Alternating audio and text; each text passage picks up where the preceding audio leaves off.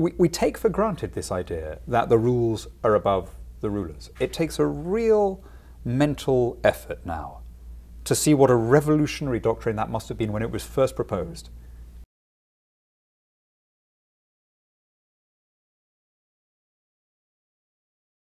Let's talk about rule of law entrepreneurs, and let's go to the Magna Carta. It is 800 years old this year, 2015.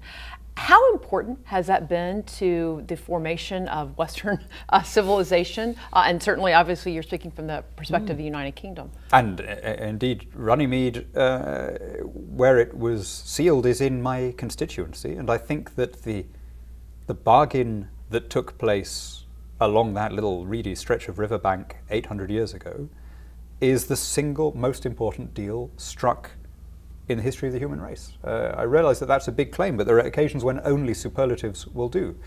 This was the first time that the idea of the law being above the government took written contractual form. It was the first time anywhere that it was acknowledged that the law was not just the whim of the king or the biggest guy in the tribe, but that above the king was this invisible, intangible, and yet all-powerful force that dictated what rulers could do. They couldn't just get to make up the rules as they went along.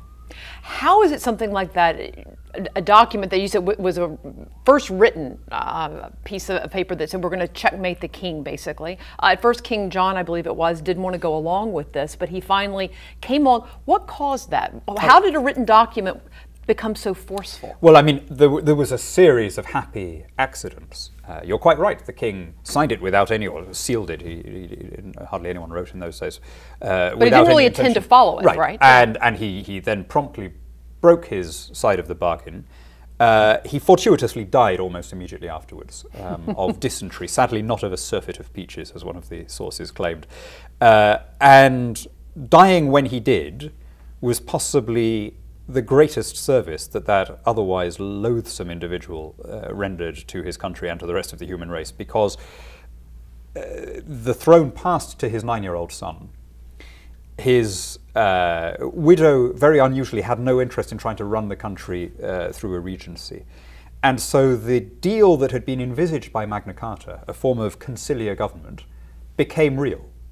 And you could say that was just serendipitous. But you could also say, hang on, why didn't it then happen somewhere else? Right. You know, there must have been fertile conditions for that happy accident to take place. And I think those fertile conditions had to do with the history of England before the conquest, the role of the common law, an already developing culture of individualism. Nonetheless, you know, it's worth speculating about what would have happened had King John not died when he did. You know, maybe our history could have been completely different. That's right.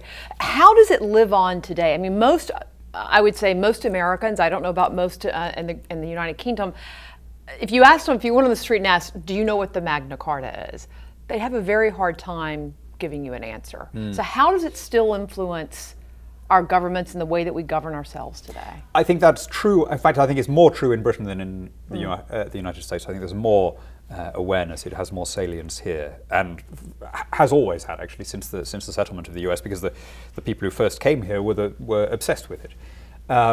Well, the Declaration of so many of our documents quote directly from it. Right, because the first, particularly in New England, the first settlers had come from the communities, particularly the Puritan communities, who were the most obsessed with it, and they made the crossing at a time when the mania for Magna Carta was at its height in the 17th century. But you're right. I mean, of course, if you well, maybe not if you walked out into the street here, because you'd be between Hillsdale College somebody from the Heritage Foundation, and the Heritage Foundation, that's so right. the chances are that you... But if you went out into the street somewhere else, the chances are it wouldn't have enormous name recognition. Nonetheless, we take for granted, and in a way this is the proof of how much we've internalized it, we take for granted this idea that the rules are above the rulers. It takes a real mental effort now to see what a revolutionary doctrine that must have been when it was first proposed. You know, I mean, this invisible thing, the law, not even the will of God, but something that was somehow immanent in the population. A lovely phrase that's used in the Charter itself, the law of the land. Wonderful concept that simply by being a national of that country, you are part of this patrimony, this law that belongs to the people, not to the rulers. The idea that that was supreme, you know, this which had no armies to enforce its writ, but that it bound everybody.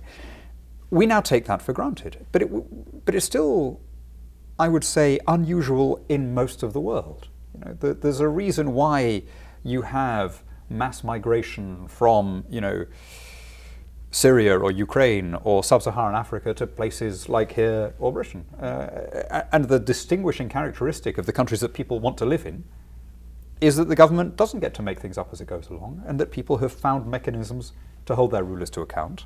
And that does go back to that extraordinary little secular miracle that happened on the banks of the Thames in 1215. And now, as you said, an area that you represent. Yes, and I finally managed to get a British memorial there. You know, I would argue that Runnymede has as good a claim as anywhere on the planet to be called the place where freedom was born. And yet the site went completely unmarked until 1957, when a pillow was finally raised there by the American Bar Association. Because, as I say, you chaps have always taken it much more seriously than we have. And I thought, well, for the 800th anniversary, let's see if we can't have a British memorial as well. And I was very proud of the fact that we raised all the money privately. The charter itself was a defence of the people against the state, so it was a matter of principle that we were not going to take any funding from local or national government. This was all going to come through voluntary donations. And we've now raised our own memorial on the river in the form of a statue of the Queen, symbolising two things. First of all, the fact that the Crown was subject to the law. Her great-great-great-grandfather had been the first person to accept this. And second, the fact that on her watch, during her reign, lots of new countries were launched with these principles at the heart of their constitutional practice.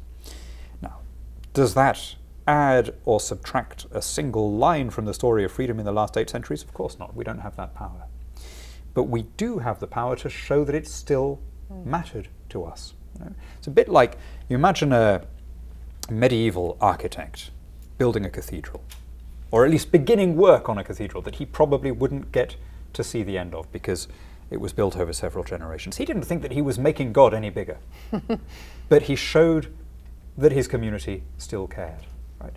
Now, it may be that Magna Carta will be around, you know, it may be that our statue will be around for another 800 years. I don't know what will be the condition of Runnymede 800 years from now. It could be some post-civilizational wasteland. It could be like the final scene of Planet of the Apes with some blasted sand and some future Charlton Heston is crawling along and he sees the head of our statue poking up, and you know what? It will tell him that in 2015 we still cared about freedom. Well, thank you very much, Daniel Hannan, for what you do for your country, but for being such a good friend to the Heritage Foundation as well. We always love having you here, and you have great history, and you always do a great job of sharing it. Thank you. Thank you.